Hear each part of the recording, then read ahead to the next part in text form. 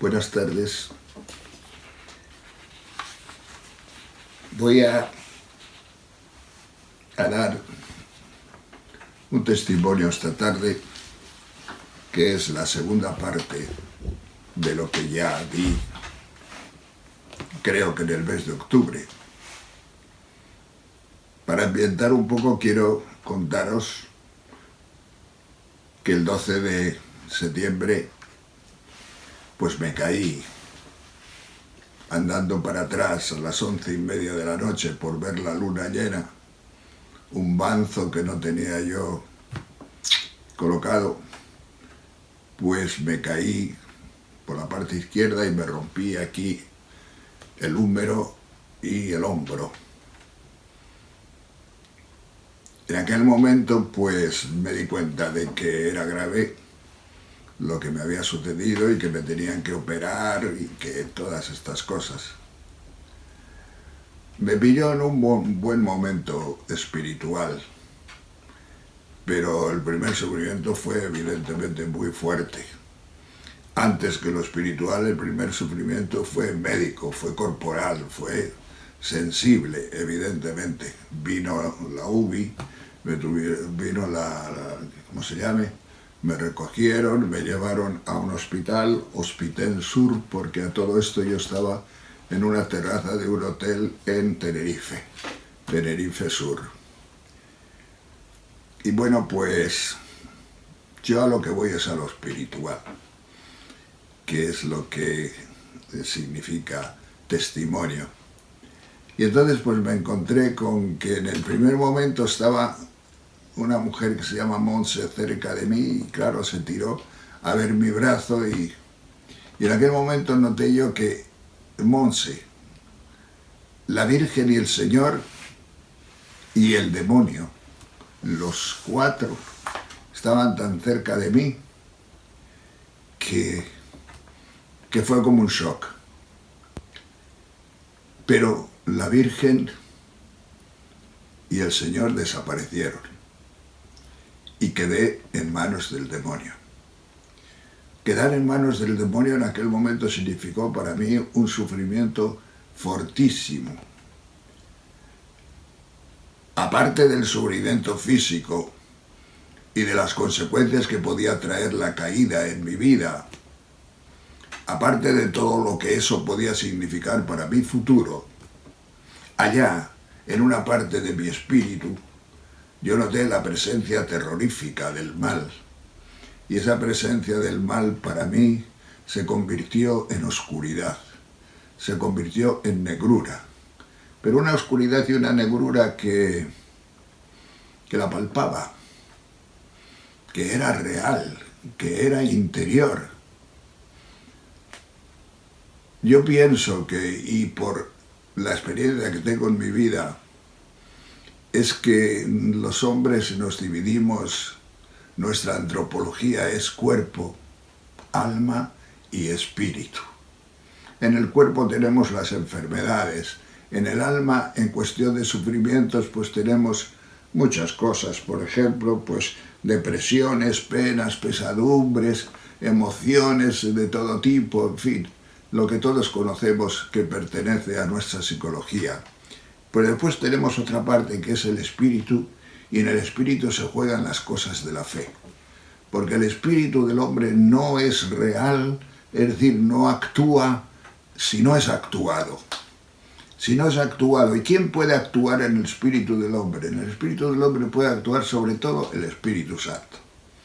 Y el Espíritu Santo infundiéndote la fe, ahí es donde suceden dentro de ti las maravillas de la salvación, la fe, la esperanza, la caridad, las emociones, los profundos sentimientos religiosos, la cercanía a Dios, los consuelos, las grandezas de Dios que nos trae la fe también. Pero además de esto que sucede en el espíritu, a otro nivel, también el demonio puede influir en el espíritu. Y puede influir no contra la fe, no contra lo que te haya venido de la fe, pero él puede inyectar, inocular sus malicias, sus oscuridades, sus negruras, sus dudas, sus sospechas. Y entonces en aquel momento me entró a mí esto con una fuerza tremenda, con una fuerza tremenda. Y entonces estaba yo más atento porque, claro, me llevaron al hospital, Hospital Sur se llamaba, y a urgencias, todo lo que significa pues estar allí hablando y discutiendo si convenía operar, si no convenía operar, si aquí, si allí, si en Madrid y dónde. Bueno, a las 3 de la mañana ya me habían dado una habitación porque teníamos que, o queríamos operarnos allí, dada que mi situación para hacer un viaje pues era muy desaconsejable.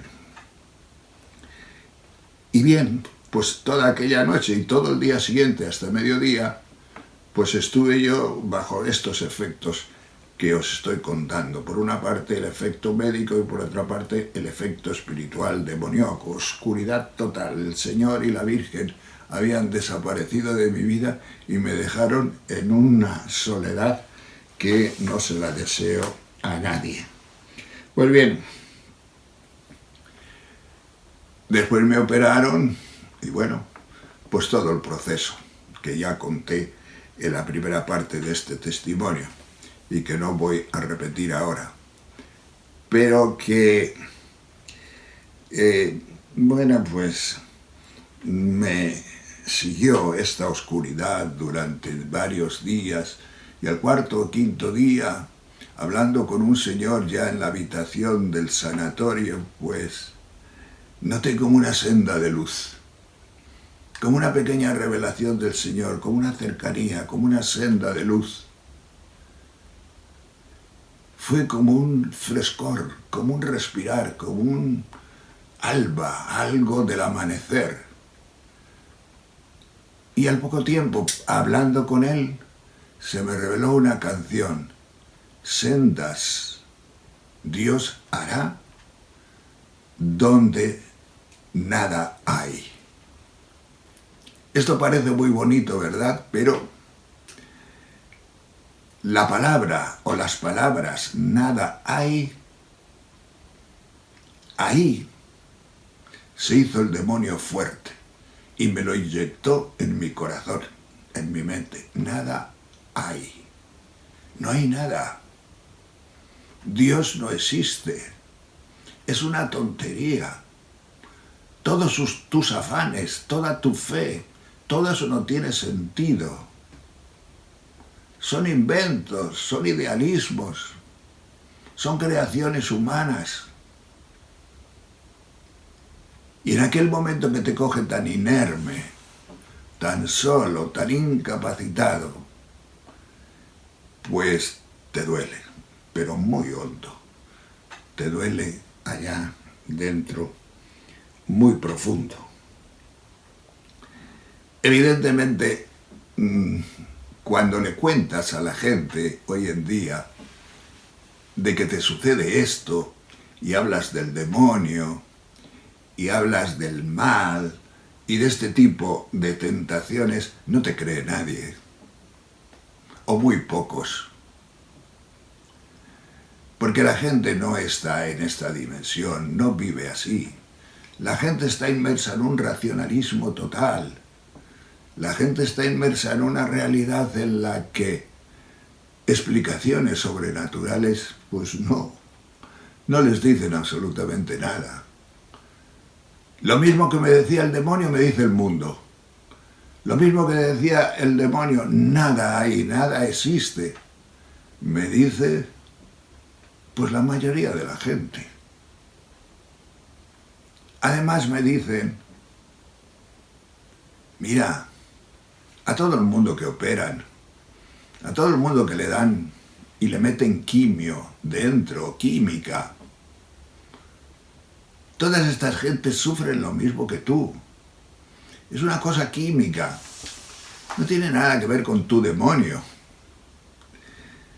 Pero bueno, a mí me sucedió 24 horas antes de que me pusieran la primera quimio. O sea, yo estuve 24 horas sin ninguna química y me sucedía esto, y muy profundo. Y en la experiencia de mi vida, y doy gracias a Dios por ello, sé que estoy hablando de una realidad existencial, de una realidad vital que yo más o menos experimento y he experimentado en la vida, que existe el mal, que está ahí, que ataca, que está detrás de nuestros proyectos, de nuestras cosas, y que en realidad nos hace mucho daño, mucho daño. La fe, evidentemente, es atacada. Y la fe es atacada al primero por el demonio, evidentemente, porque el demonio no está con Dios.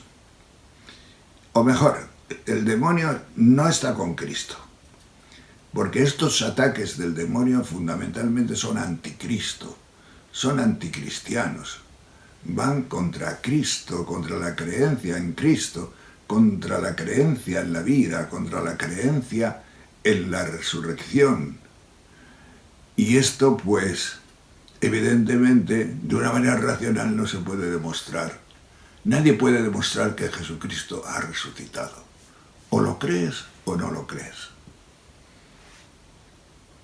Es evidente que el creerlo no es en un vacío total y absoluto. ¿Por qué? Pues porque después recibes de esta fe pues una serie de estados dentro de ti que te ayudan a vivir, te dan una fortaleza, te dan una seguridad, te dan una vida, te dan una esperanza, te dan un algo que tú dices, yo no quiero perder la fe por nada de este mundo porque la fe me saca, me salva. La fe es una cosa absolutamente real. Pero tienes el mundo racionalista, el mundo científico de ahora, o el mundo ni siquiera científico, el mundo corriente y moliente. A lo mejor en tu propia casa tienes el problema de estas tentaciones contra la fe, porque, bueno, pues puedes tener ateos entre tu gente, entre tus padres, entre tus hijos, entre los que viven contigo. Entonces, esta es una gran tentación que está ahí en medio de nosotros. Hay un mal en este tiempo que se llama acedia. La acedia es uno de los 7 pecados capitales. Antes lo llamaban pereza, pero pereza es una palabra desvaída. Ya no tiene el sentido que tiene la acedia. Porque la acedia es un pecado capital que se refiere al disgusto de las cosas de Dios. La acedia, pasado cierto límite, huele a azufre. La acedia es una cosa que tú no has visto nunca a alguien con rabia anticristiano. ¿No lo tienes en tu propia casa, acaso, como te digo? ¿Tú no has visto que en este mundo que vivimos muchas cosas cristianas producen un efecto que no es natural? Una rabia, diría yo, sobrenatural, no sobrenatural de Dios, sino sobrenatural del demonio, porque el demonio también es para nosotros sobrenatural, porque tiene una naturaleza superior a la nuestra. Pues bien, todas estas cosas suceden y están en medio de nosotros, y a mí, pues, cuando cuento estas cosas, cuando vivo estas cosas, pues yo sé decir la verdad, casi no se las puedo contar a nadie. Me aprovecho en esta charla porque estoy solo, aquí en mi habitación, porque esto que estáis viendo, este decorado que estáis viendo aquí, es mi cuarto, mi habitación, mi celda, donde estudio, donde duermo, donde vivo, donde rezo. Y aquí, pues siento y pienso y vivo todas estas cosas, y evidentemente me refugio también, nadie me ataca. Pero al salir de aquí muchas veces es fácil que te ataquen si hablas de alguna cosilla de estas. Pero bueno, como dice San Pablo muy bien, los perfectos, dice él, es decir, los que tenemos un cierto don del Espíritu Santo, pues tenemos un lenguaje oculto, misterioso, distinto, que la gente de este mundo no conoce ni puede conocer. Y dice él, porque si lo hubieran conocido, no hubieran crucificado al Señor de la gloria, porque hay una realidad que está por encima de lo que nosotros podemos pensar. Humanamente hablando, de todo lo que produce el racionalismo, yo estoy bien enterado. En el mundo, ¿qué conocimientos hay aparte de los materiales? Aparte de los científicos.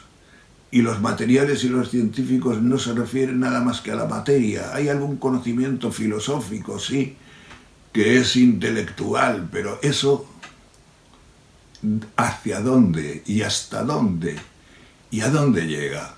Mi vida, si no hubiera sido por la fe, sería chata, sería pequeña, sería, pues, no demasiado agradable para vivir. Me hubiera preguntado, me podría haber preguntado, ¿y por qué vivo yo? ¿Y para qué vivo yo? ¿Y quién me ha metido a mí en este lío de vivir? ¿Quién me ha hecho venir a este mundo? ¿Quién me ha arrojado a mí, como decían los filósofos existencialistas, en este planeta? Pues bien, voy a una cosa. En esta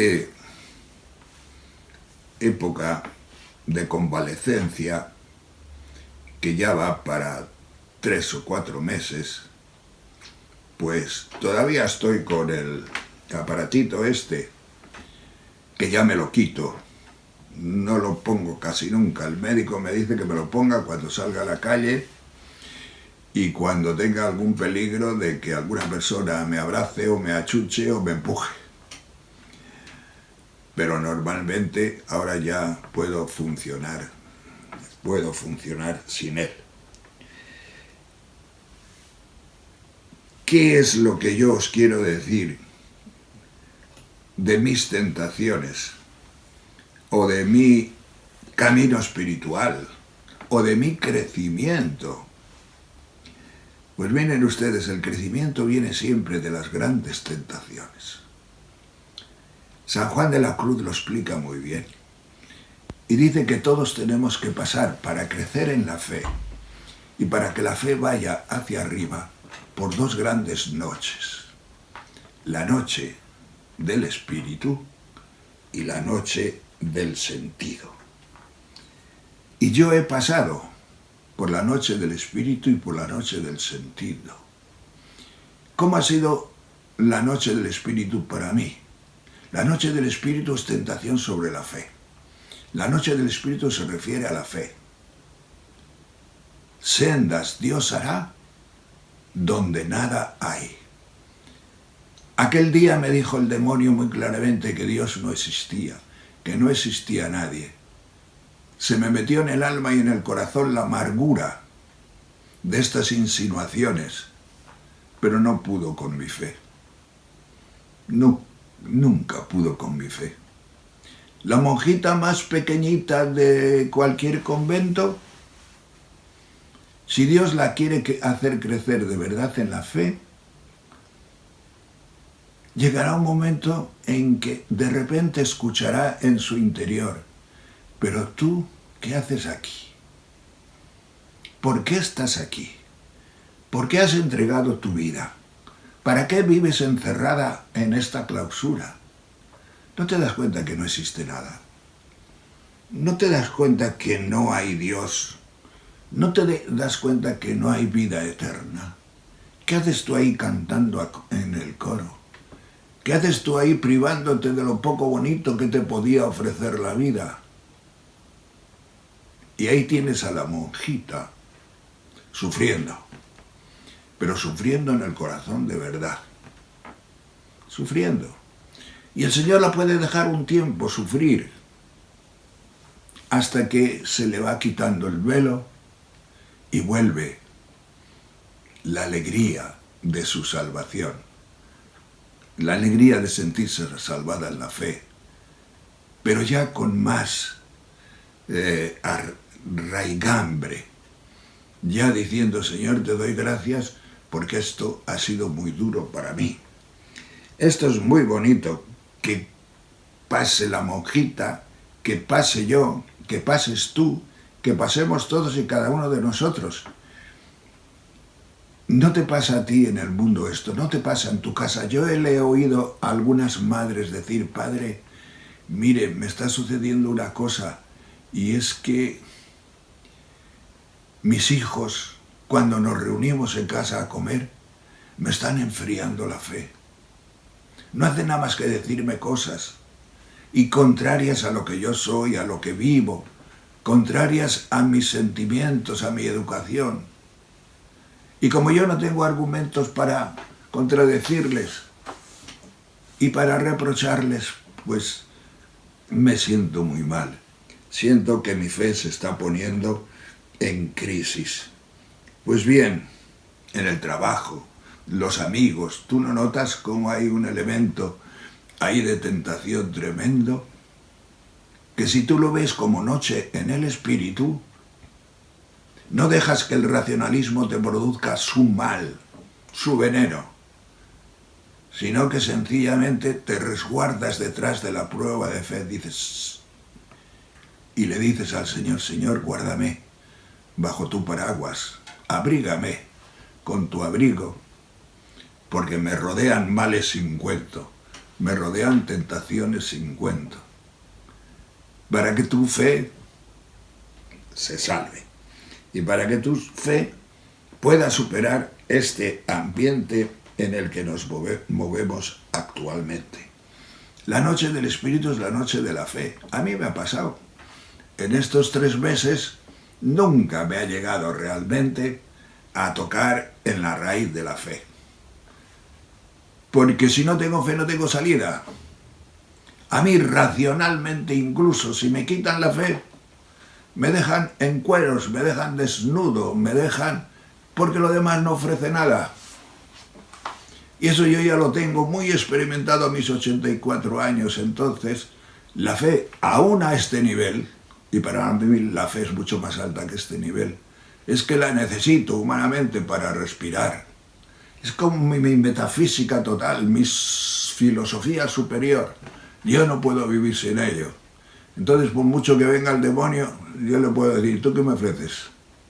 ¿Y qué me ofrece a mí nadie? ¿Qué me ofrece a mí el mundo? ¿Qué me ofrecen a mí las cosas? Pues muy poco, o nada, en realidad. Me acuerdo de una amiga, que todavía la veo con cierta frecuencia, que pertenecía a una familia de ateos, pero ateos redomados, todos, padres e hijos, y se convirtió. Y la pobre mujer entró en el problema de la familia, es decir, cuando se reunían, por ejemplo, en Navidad o en otros momentos, todo el mundo era contra ella, todo el mundo la atacaba y todo el mundo se sentía herido y además es que se sentían mal porque tuvieran una conversa allí en medio de sus reuniones, en medio de su familia, en medio de esto militar. Y ella no tenía argumentos para contradecir, o no tenía argumentos para probar que su conversión era una cosa buena. No tenía argumentos para decir que estaban muy equivocados. Pero un día encontró un argumento y les dijo a todos muy claramente una cosa muy bonita. Y dice, mira, vosotros me vencéis en argumentos, pero os voy a dar en mi argumento. Yo estoy bien, estoy tranquila, estoy llena de alegría, tengo esperanza, me estoy liberando, me siento muy bien, sobre todo en la gran esperanza que tengo. Y eso no me lo ha dado nadie nunca fuera de la fe. Nunca nadie ha sido capaz de liberar mi interior. Y ahí es donde yo me encuentro en este momento, pues es realizada verdaderamente. Diréis que casi lo digo esto un poco lúdicamente. No, yo no juego con la fe y no juego con las tentaciones, porque yo en la noche del espíritu también tengo experiencias bastante fuertes y con el demonio no se puede jugar, pero aquí viene la oración. aquí viene el que puedas orar las cosas. Aquí viene la cercanía de Dios, porque entre otras razones, después de aquellas sendas de luz, poco a poco me vino a mí el Señor. Poco a poco me vino el Señor. En este momento ya estoy muy bien. En este momento espiritualmente estoy, digamos, en mi ser totalmente, pero crecido. Realmente me ha valido. Crecido. La Virgen tardó más. Pero cuando llegó la Virgen, pues yo necesitaba muchos detalles en la vida. He tenido unas personas maravillosas que me han cuidado, pero la Virgen siempre tiene aquellos detalles que ningún hombre ni ninguna mujer te pueden hacer, porque son los detalles que se te escapan y que tú ves que esto o lo otro, este paso, esta persona. Y entonces la veo como madre y muy cercana a mí en este momento. Bien, la fe, por lo tanto, es una cosa vivencial, es una cosa existencial, es una cosa real, y yo la proclamo desde este testimonio delante de todo el mundo, porque sin ella yo no sabría vivir ni podría vivir. La otra gran tentación que se tiene es la noche del sentido. Para mí esta ha sido más dura todavía. La noche del sentido. ¿En qué consiste la noche del sentido? La noche del sentido es quedarte sin todas aquellas cosas que tú has sentido como buenas. Lo que te ha dado vida a nivel de los sentimientos, a nivel de estas cosas humanas. Pues qué sé yo, el cariño, la amistad, todas las sensaciones que te hacen vivir, desde una canción hasta un monte donde subiste, todos los recuerdos, todos los amores, todas aquellas cosas de las cuales tú más o menos te has enamorado, todo aquello que viene en un momento dado el Señor también y te lo va quitando, sobre todo cuando quiere hacer de ti una persona espiritual o en el espíritu. A mí, pues, esto me ha venido y yo lo formulé con las palabras de Abraham. Para mí la noche del sentido significó dar muerte a mi hijo. Pero yo no sabía que tenía hijo. Esto era lo malo. ¿Y sabéis cuál era mi hijo? Y se me ha revelado durante estos tiempos, este tiempo de convalecencia, aunque ya sabía algo de esto. Yo he sido predicador toda la vida y he ido creciendo en la predicación y pensaba que lo hacía por Dios, que lo hacía por Jesucristo. Pero no era así. Un tanto por ciento bastante elevado era para mí. Me quedaba con ello. Le robaba la gloria de Dios. Era mi hijo. Yo quería quedar bien. Yo quería hacerlo bien. Yo quería significar. Yo quería la excelencia. Yo quería sobresalir. Ese era mi hijo en la predicación. Y era mi hijo en otras cosas de la vida. Y esta noche del sentido por la que el Señor me ha hecho pasar durante este tiempo, porque hubo semanas y semanas en las que yo pues no tenía tan claro que iba a salir hacia adelante. Esta noche del sentido pues a mí me hizo pasar mucho. Escuchar una canción que siempre te ha gustado, ver un paisaje que siempre ha sido una maravilla, oír ciertas músicas, ciertas conversaciones, ciertas cosas que siempre te han hecho vibrar y que no te digan nada, eso es la muerte del sentido. Eso es la muerte del sentido. Eso es la muerte de tu hijo. Eso es sentir, yo ya no soy de este mundo. Yo ya no puedo vibrar con nada de este mundo. Y a mí me ha sucedido esto estos días.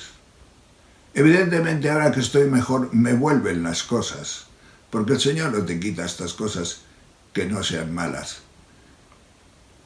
Pero para que tu fe crezca como la de Abraham, necesitas morir a tus hijos, a lo que es estorbo para el crecimiento en la fe. Sabéis muy bien lo de Abraham, ¿verdad? Después de una vida entera en que él, pues, creyó, y creyó cosas inauditas. Le creyó a Dios cuando le dijo, vas a tener un hijo, y pasaban años y años y años hasta los 100 años, y a los 100 años tuvo un hijo con Sara, que tenía 90. Pues se lo creyó. Vivió de esa fe. De esa fe que parece en este momento irracional. Es que la fe tiene algo de irracional, no en el sentido de contrario, sino en el sentido de superación de lo racional. Pero le faltaba la prueba suprema, la noche del sentido total. Y un día le dijo Dios, cuando su hijo tenía 14 años, Isaac, dice, mira, vete donde yo te voy a decir. Vete, coge a tu hijo. Además es que el que escribió el Génesis, desde luego, sabía lo que decía. Coge a tu hijo, a tu único, al que amas, a Isaac, y vete camino del monte Moria, y yo te diré dónde tienes que sacrificarlo, porque yo necesito el sacrificio de tu hijo. Abraham tenía mucha fe, pero tenía hijo. Y Dios no quiere rival, ningún hijo puede ser rival de Dios. Y Abraham, con la fe, porque es el padre de la fe que Dios le dio, cogió su asno, sus acompañantes, al niño, y fueron a la cumbre del monte Moria a sacrificarlo. Ya sabéis lo que sucedió, que no lo sacrificó porque un ángel le dijo, no, coge ese carnero enredado por los cuernos en la maleza y sacrifícalo. Y entonces es cuando Abraham tuvo la plenitud de la fe, porque después de esta entrega total, porque en su corazón había matado al hijo, después de esta entrega le dijo a Dios, o Dios le dijo a él, mira a ver si puedes contar las estrellas que hay en el cielo, pues tu descendencia será más numerosa de todo esto. Otra cosa también es que, bueno, pues yo he leído a San Clemente hace poco, el tercer papa, su epístola a los Corintios, y me he dado cuenta de cómo sucede cada cosa dentro del cristianismo. Me he dado cuenta cómo Pablo y Pedro, San Pablo y San Pedro, como nos cuenta San Clemente, murieron delatados por miembros de la propia comunidad cristiana, del propio grupo cristiano. Imaginad que yo o cualquiera de nosotros morimos delatados por el propio grupo de oración al que llevo asistiendo 40 y tantos años. ¿Vosotros qué diríais? Delatado y delatados. Estos corintios, desde luego, porque los corintios no fueron los que lo delataron, fueron los de Roma, pero San Clemente se refiere a los corintios, que vosotros habéis hecho lo mismo con muchos de vuestros dirigentes, muchos de vuestros obispos, los habéis delatado de la misma forma.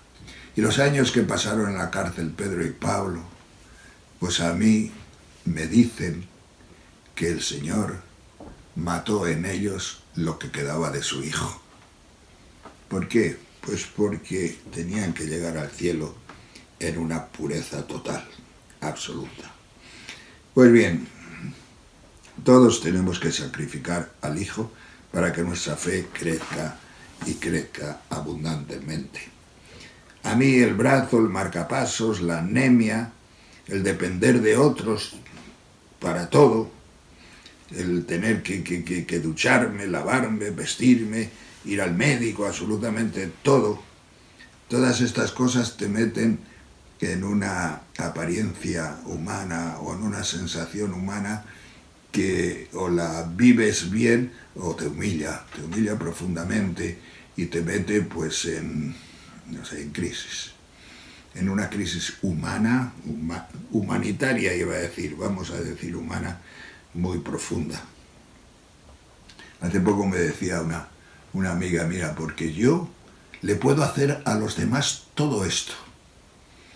Les puedo cuidar, lavar, duchar, todo el cuidado que te puedes imaginar, pero que me lo hagan a mí, eso para mí es imposible. Yo eso no lo acepto ni lo puedo aceptar de ninguna manera.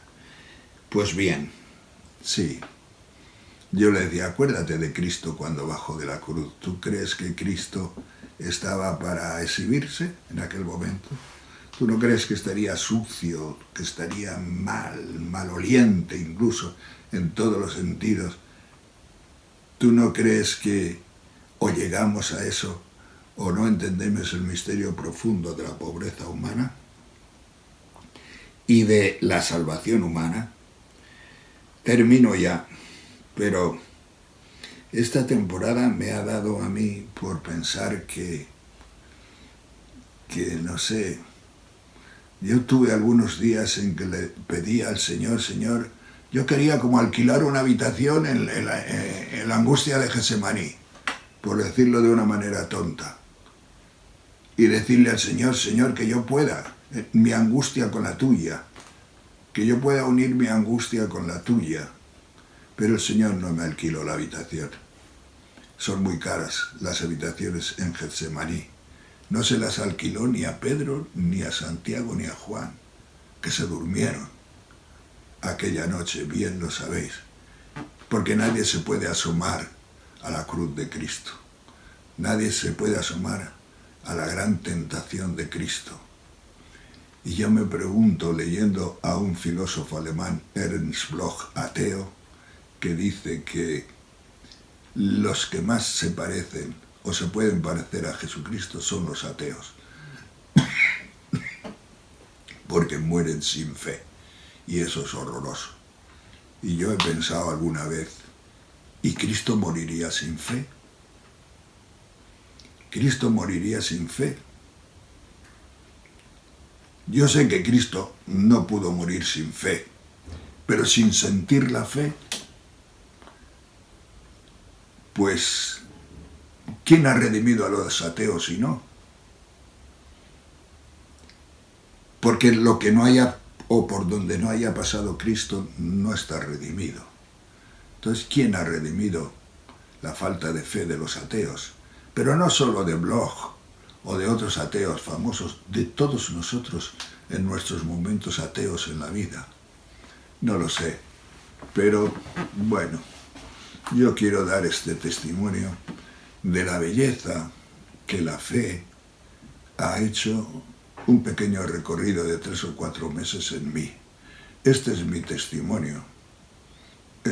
Ahora estoy bien, creo que he crecido, creo que oro mucho mejor, más puro creo yo, oro con mucha más pureza y le doy gracias al Señor por todo lo que me está sucediendo y me ha sucedido.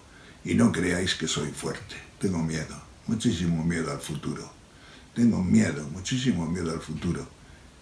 Pero nadie me quitará lo que hasta ahora he vivido y estoy viviendo. Y lo demás, las cosas humanas, de madre a la Virgen. Y las cosas más interiores, carismáticas del Espíritu, al Señor Jesucristo resucitado y a su Espíritu Santo. Gloria al Señor.